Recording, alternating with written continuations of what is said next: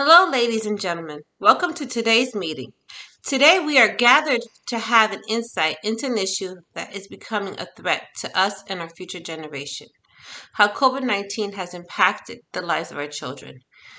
The disease is a threat to our future because our younger generations have not been spared, especially their mental health. What is the scope of the definition of children?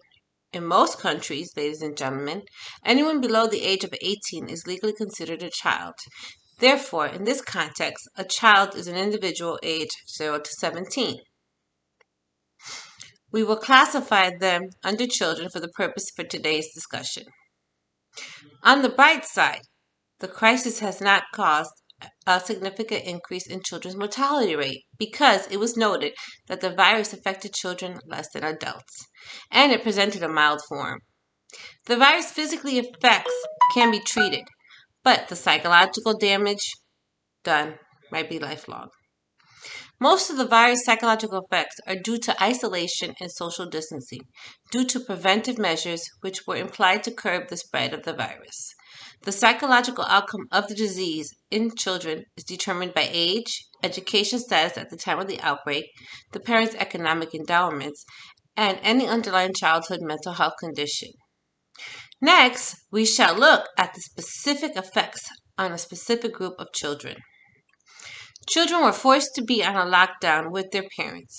During the pandemic, it was found that younger children between the age of 3 to 6 years old were most likely to display clinginess and fear of one of their members getting infected with the virus. In some cases, where one of the parents or family members succumbed to the virus, the grief and the shock worsened the mental health. A significant number fell into depression. The symptoms were more observable in adolescents. Sadly, ladies and gentlemen, some countries like North Korea reported marked increase in children and adolescent suicide. In school-going children, the absence of structure settings where the children can engage in various academic and innovative ideas were attributed to negative effects of their overall psychological well-being.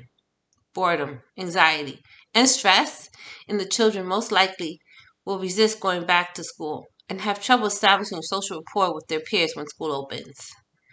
Most of the schools were closed globally. Therefore, most of the academic calendar activities were abruptly stopped. In adolescents, this was a source of anxiety, especially at most of the end of the semester. A study by Lee in 2020 confirmed that these findings by showing that older adolescents were anxious about cancellation of exams and academic exchange programs. Children with special needs were not spared. This included those experiencing neurological development and emotional difficulty.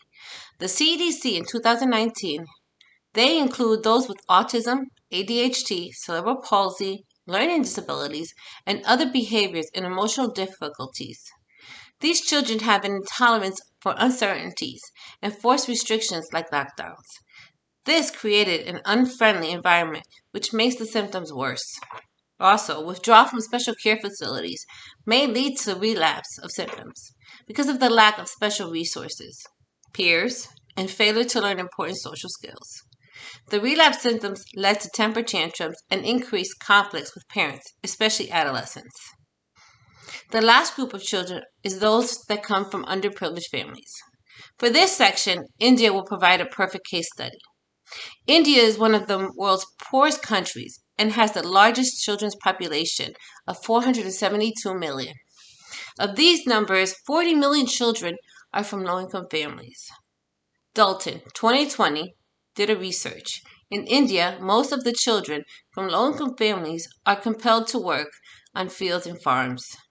The lockdown has increased them to risk of abuse, mental health vulnerability.